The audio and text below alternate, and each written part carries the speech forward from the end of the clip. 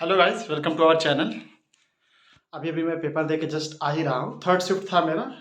2:30 से 3:30 पे मेरा पेपर था। ठीक है, तो अभी से मैं पहुँचा हूँ, काफ़ी लेट हो गया। आते आते रास्ते में ट्रैफिक बहुत ज़्यादा था, इसलिए मैं वीडियो बना नहीं पाया। रीजन कि मैं मोबाइल अपने घर पे रख गया था। पेपर का लेवल देखा तो पेपर का लेवल काफ़ी डाउन था, मेरे हिसाब से ठीक ठाक था। जो थोड़ा बहुत मेहनत आपको करनी थी वो मैथ में करनी थी, और थोड़ा सा जीएस में करने की मेहनत की। पता नहीं कहाँ से क्वेश्चन पूछ देता है। अब बाकी अगर रीजनिंग और इंग्लिश की बात करी जाए तो one of the easiest paper मुझे लगा भाई। ठीक है ना, और उसमें आप कुछ भी नहीं कर सकते। रीजन यही था कि इतना जो बच्चे अटेम्प्ट कर रहे हैं, अच्छे खासे अटेम्प्ट कर रहे हैं। ठीक है, लोग ज़्यादा अटेम्प्ट भी कर रहे हैं। अगर ज़्यादा अटेम्प्ट कर रहे हैं तो इसी हिसाब समझ लीजिए कटापुसे के आसपास से बनेंगे, लेकिन कोई नहीं, हमें घबराने की जरूरत नहीं है। हमने बस जितना किया हम उतने हैं, कंफर्म रहने चाहिए, परफेक्ट रहना चाहिए। हमने हाँ इतना किया, जितना किया उतना सही हुआ। अब भाई पेपर के लेवल के बाद पेपर में आया क्या क्या था। ठीक, इंग्लिश का पेपर सबसे पहले मेरे में क्या खुला, आई थिंक मेरे में रीजनिंग खुला। हाँ, रीजनिंग में वही पैटर्न, पुराने पैटर्न, नदी में मतलब प्रतिबिंब वाला क्वेश्चन। उसके बाद पैटर्न वाले क्वेश्चन, वो पैटर्न वाले क्वेश्चन 3-4 दे दिए। उसके बाद प्लस माइनस सेट करने पर कौन सा बराबर होगा कौन सा नहीं होगा, इसके बारे में क्वेश्चन दे दिया। तो काफ़ी कैलकुलेटिव था श्रीमान। बहुत ज़्यादा कैलकुलेटिव होने की वजह से पेपर का मेरा जो है रीजनिंग में लगभग 21 अटेम्प्ट हो पाया, 3-4 अटेम्प्ट नहीं हो पाए। वो किस लिए, वो इसलिए कि वो कैलकुलेटिव ज़्यादा मेरे को लग रहा था। अब कैलकुलेटिव किसको नहीं लगेगा, जो कंटिन्यू उसके ऊपर वर्क कर रहा होगा।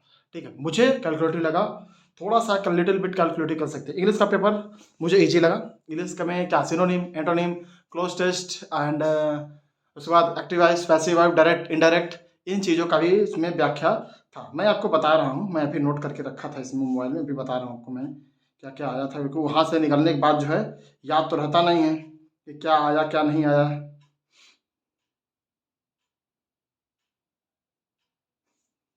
ठीक है, तो उसमें आपको बता दूं, मैथमेटिक्स में ज्योमेट्री के क्वेश्चन भी थे। ज्योमेट्री के क्वेश्चन के साथ साथ जो है आपका अलजेब्रा में क्वेश्चन थे। अलजेब्रा के बाद एडवांस, वो बाकी तो आप जान ही रहे हैं, एडवांस एडवांस की जो मैथ वो तो आती है। अगर SSC का अगर एग्जाम दे रहे हैं तो भाई ये सब चीज़ें तो कॉमन चीज़ें हैं, आपको प्रिपेयर करके जाना चाहिए। ठीक है, बाकी मैथमेटिक्स मुझे थोड़ा सा लिटिल बेट कैलकुलेटर लगा। DI वगैरह ठीक थी, बाकी सब क्वेश्चन मुझे थोड़ा सा कैलकुलेटर लगे, बाकी ठीक था। ठीक है, जनरल अवेयरनेस भी बहुत ज़्यादा टफ नहीं थे, लेकिन ठीक था। अगर जो मोटा मोटा मुझे याद आ रहा है मैं आपको बता दूं, जनरल अवेयरनेस के जो क्वेश्चन मैं नोट करके रखा हूँ। हाँ, चीफ जस्टिस ऑफ इंडिया वो कौन से बने हैं, जो नए वाले थे। उसके बाद जो है GDP जो कैलकुलेट की जाए तो उसको क्या कहा जाता है। उसके बाद वो महाराष्ट्र में कोई एक स्कीम थी, उस स्कीम में जो कैदी लोग थे उनके ऊपर एक स्कीम लॉन्च की गई थी, उस स्कीम का नाम क्या था। उसके बाद जो है वो मौलिक कर्तव्य से रिलेटेड कुछ एक दो क्वेश्चन थे। एंड देन उसके बाद आपका पता नहीं कहाँ चला गया, दिख ही नहीं रहा। ठीक है, मौलिक कर्तव्य से क्वेश्चन था, स्कीम से, करंट अफेयर से एक दो क्वेश्चन थे, बाकी ज़्यादा क्वेश्चन मेरे को दिखे नहीं। चंगेज खान की मृत्यु का है, मुझे क्या मालूम यार, चंगेज खान की मृत्यु का कहाँ से क्वेश्चन पूछ रहे हैं बिना मतलब का। और उसके बाद कहूँ तो बाकी ठीक है, याद नहीं आ रहा है, क्योंकि वहाँ से एग्जाम के निकलने के बाद मैं नोट किया था, वो दिख ही नहीं रहा। ठीक है, वेल अपना अपना अटेम्प्ट बताइए आपने कितना किया मेरे वाले शिफ्ट में। हालांकि ठीक ठाक अटेम्प्ट हो गए थे, और बाकी आपने कितना किया ज़रूर बताइए मेरे को। और कैसे हुआ क्या हुआ, वही क्वेश्चन के बारे में बाद में डिटेल में डिस्कशन करेंगे। ठीक है, फिलहाल इतना रिव्यू है, बाकी जैसा हुआ जो भी हुआ आज ज़रूर बताइए कितना आपने अटेम्प्ट किया, और क्वेश्चन जो अगर याद आ रहे हो तो।